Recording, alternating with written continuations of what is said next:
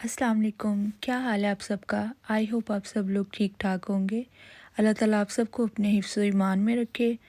तो जी मेरी मॉर्निंग जो थी वो स्टार्ट हो गई थी आज मज़ेदार से मूली के पराठों से। लेकिन आज का मैंने एक टॉपिक चूज़ किया है कि जो मैं आप लोगों से शेयर करूँगी उसके बारे में।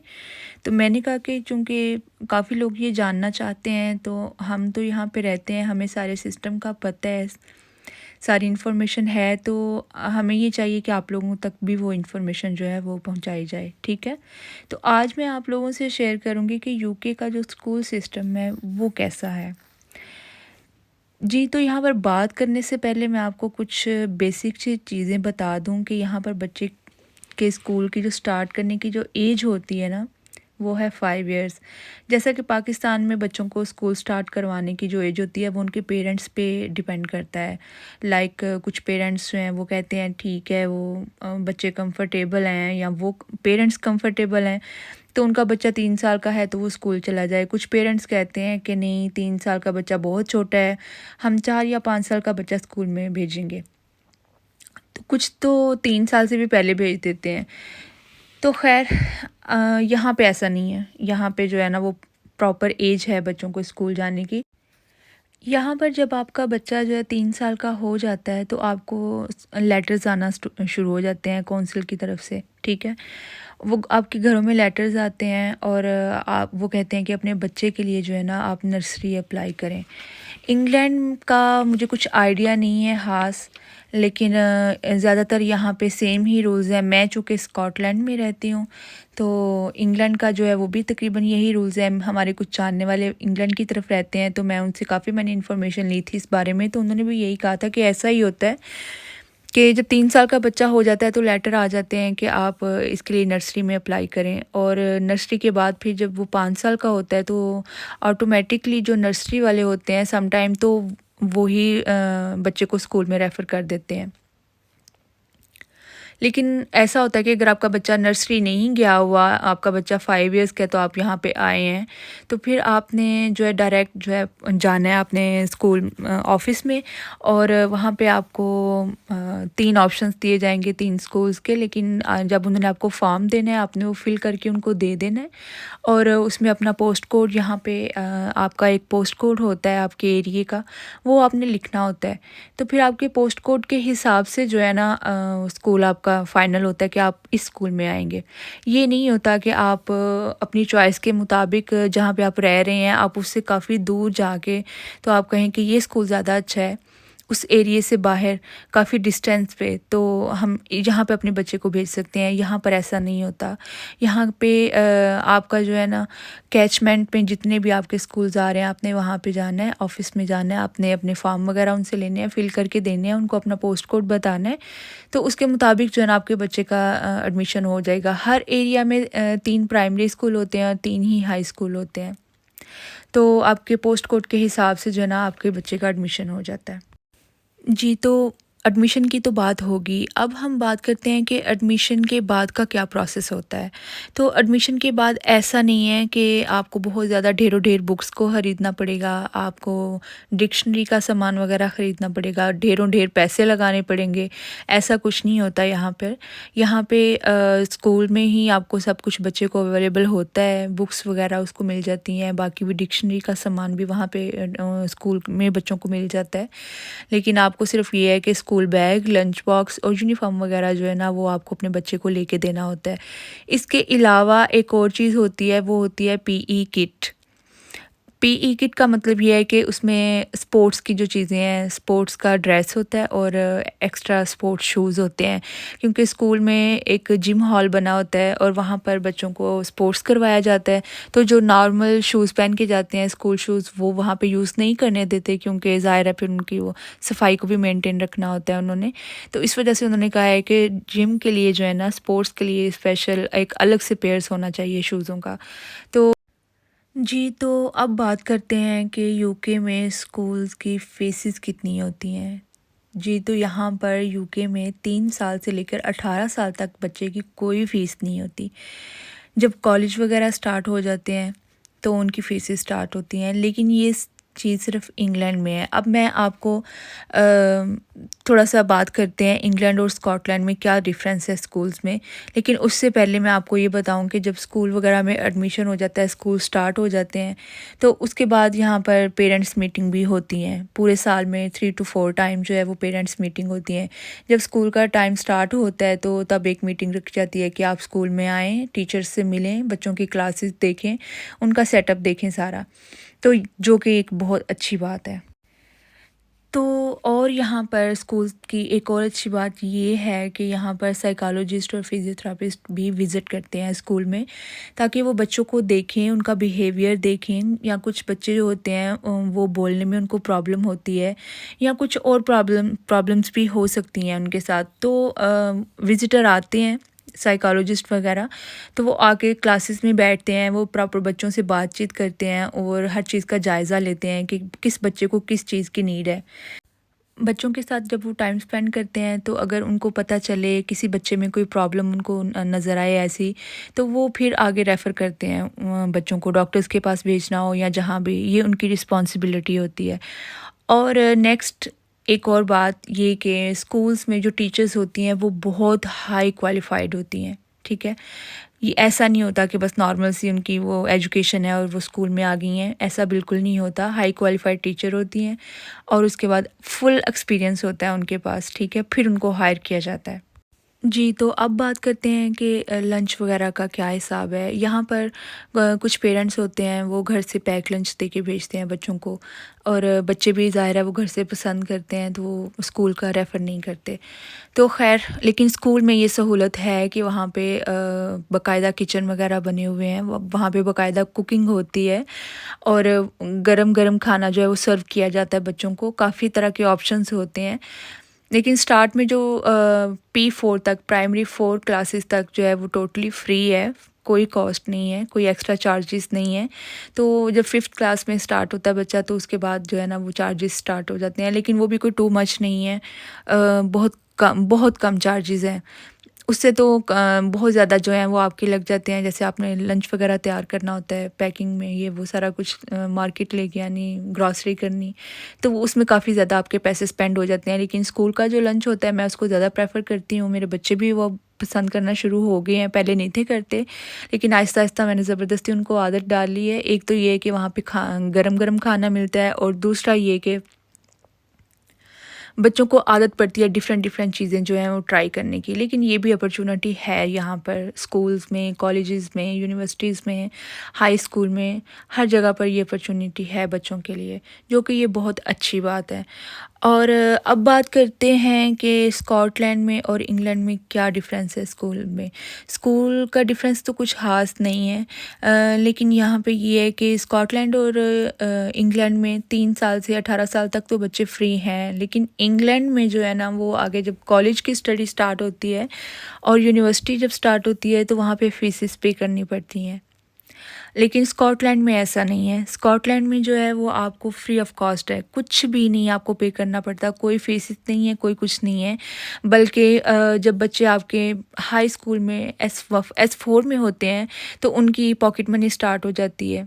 उसके बाद जब वो कॉलेज जाते हैं या यूनिवर्सिटी में जाते हैं, जब तक उनकी स्टडी जो है वो रहती है, अगर वो जॉब नहीं कर रहे तो। अगर वो जॉब कर रहे हैं, उनको जॉब मिल चुकी है, तो फिर उनको पॉकेट मनी नहीं मिलेगी। अगर वो जॉबलेस हैं तो फिर उनको पॉकेट मनी जो है वो उनकी स्टार्ट हो जाती है।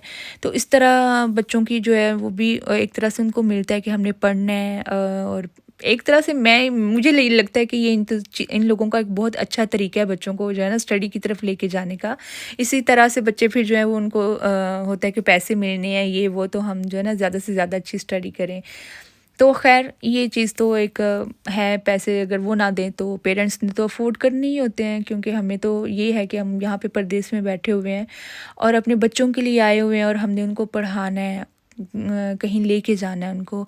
तो बाकी ये है कि अगर ये देते हैं तो ये बहुत अच्छी बात है, ना दें लेकिन हमने तो करना ही करना है, क्योंकि हमारी तो ये विश है कि हमारे बच्चे कुछ बन जाएँ, उनका फ्यूचर बन जाए।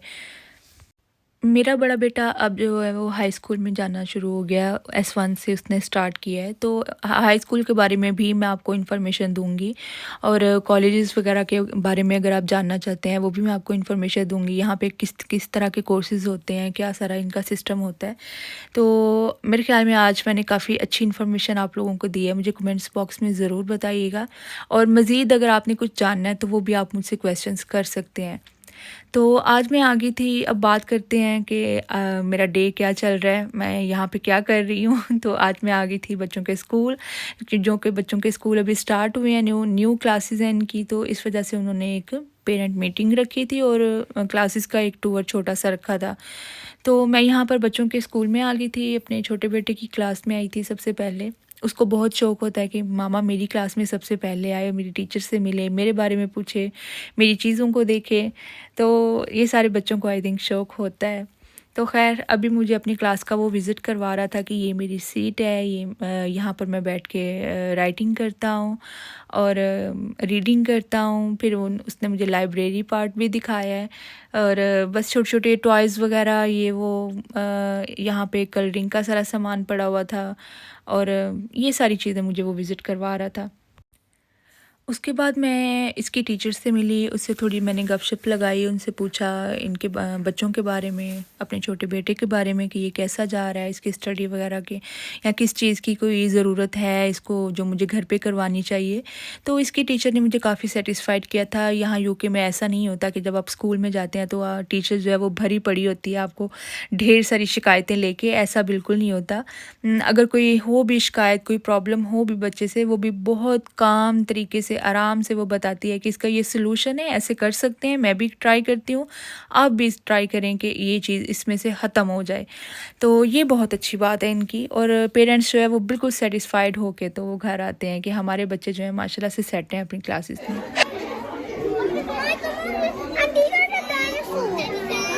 These are the dinosaurs. Okay.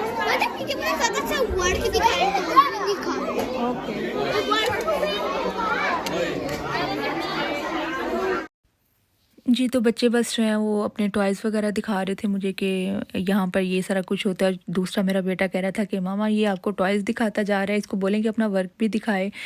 तो ख़ैर बच्चों के साथ ही गपशप होती रही और स्कूल का भी विज़िट किया साथ-साथ। यहाँ के तो स्कूल्स वग़ैरह देख के भी दिल करता है कि हम भी काश छोटे हो जाएँ और दोबारा से हमारा स्कूल में जो है ना वो एडमिशन हो जाए और वही वक़्त वापस आ जाए। तो काफ़ी मज़ा आता है, यहाँ पे बच्चे बहुत ज़्यादा शौक़ से स्कूल में जाते हैं। ऐसा नहीं होता कि बच्चे कहें जैसे पाकिस्तान में अक्सर बच्चे जो हैं वो रोते हुए जाते हैं कि नहीं हमने स्कूल नहीं जाना। यहाँ पे बच्चे जो हैं वो प्रॉपर सुबह अर्ली उठ जाते हैं खुद इस तरह से कि हमने स्कूल जाना है। तो P2 से मैं जो है P4 में आ गई थी अपस्टेयर और अब मैं यूसुफ़ की क्लास में आ गई थी। ये P4 है और यहाँ पर भी काफ़ी अच्छा उन्होंने जो है ना वो सारा अरेंजमेंट किया हुआ था क्लासेस में। हर चीज़ अपनी-अपनी जगह पर बच्चों को सारा तरीका होता है कि हमने अच्छे तरीके से अपनी चीज़ें जो है वो कैसे मेंटेन करके रखनी है। तो ये जो ट्रेज़ वग़ैरह होती हैं इसमें पूरी क्लास के ये इन्होंने नाम लिखे होते हैं पूरी क्लास के बच्चों के और हर बच्चे का जो है ना अलग से एक ट्रे होता है और इसमें उन्होंने अपनी सारी जो है ना वो राइटिंग बुक्स, रीडिंग बुक्स वग़ैरह सब कुछ रखा होता है इन्होंने।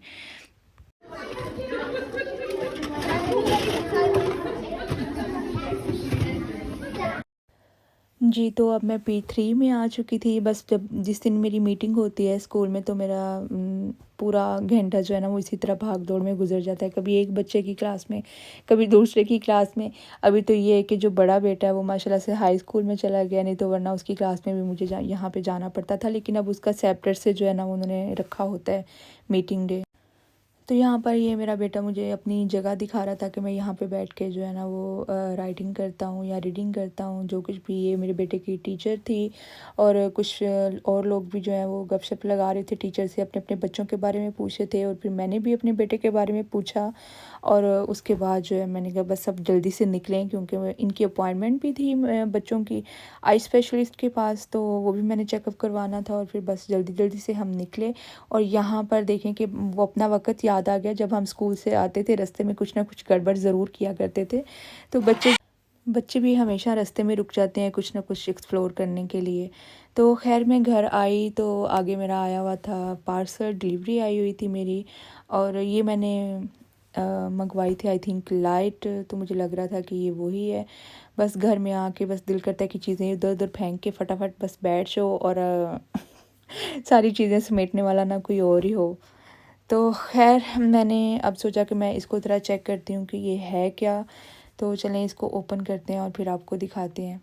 हाँ जी, तो ये वाली लाइट निकली है इसके अंदर से। पता नहीं अब इस मुझे बिल्कुल आइडिया नहीं है कि ये कैसे लगानी है। मैंने तो मंगवाई थी कि रिमोट वाली है, उसमें यही शो हो रहा था पिक्चर्स में कि ये लेड लाइट है और ये रिमोट से जो है ना वो यूज़ करेंगे। नहीं टच करो बेटा।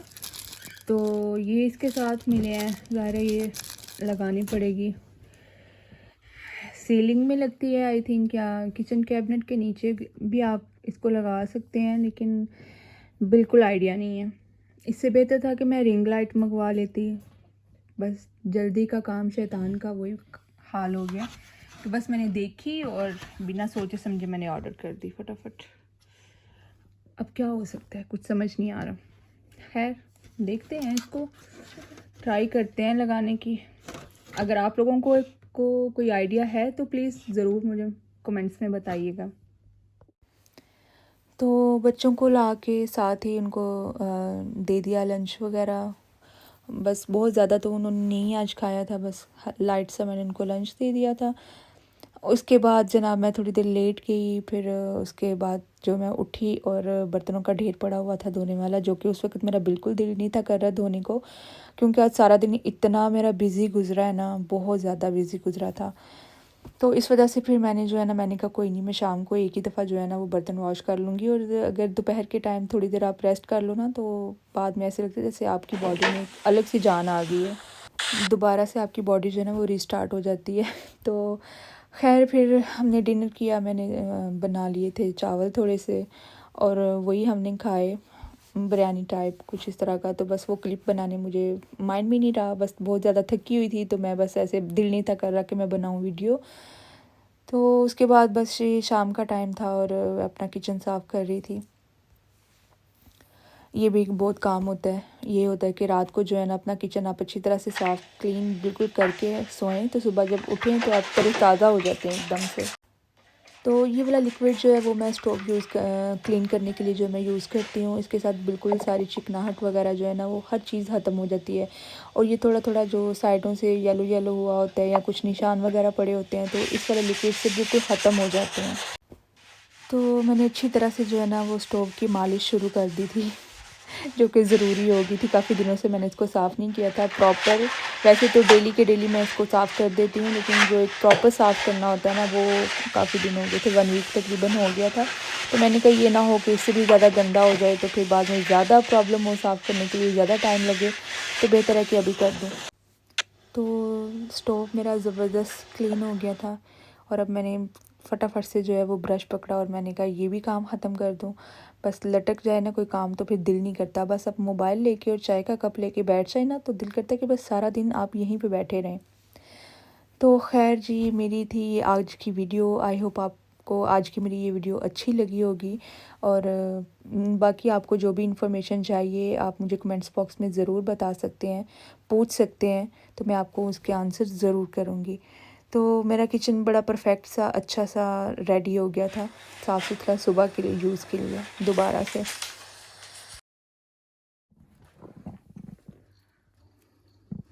मिट्ठू, मिट्ठू बेबी, मिट्ठू, मिट्ठू, मिट्ठू, क्या बात है, ऐसे क्यों कर रहे हो मिट्ठू? ये देखें, जब भी मैं इसको आवाज़ देती हूँ ना, तो ये अपने सर को कैसे करता है, मिट्ठू, मिट्ठू, मिट्ठू, मिट्ठू। ये हैं जी मेरे पैरट, प्यारे प्यारे से। और ये मेल है और वो फीमेल है। मेरे पास पहले भी थे पैरट, मैंने एक पैरट लिया हुआ था पहले, वो भी ऐसा ही था, कोकोटेल। उसको मैंने इतनी ज़्यादा बातें सिखाई, इतनी मैंने उस पर मेहनत की, और काफ़ी कुछ सीख गया था वो। शायद कि कोई वीडियो हो उसकी मेरे पास, मैं वो आप लोगों से शेयर करूँगी। वो बहुत प्यारा मिट्ठू था, लेकिन वो अनफॉर्चुनेटली ऐसा हुआ कि मैं एक दिन गई हुई थी अपने कोर्स पे। मैं ब्यूटी का कोर्स कर रही थी, ब्यूटी सैलून में थी उस वक़्त मैं।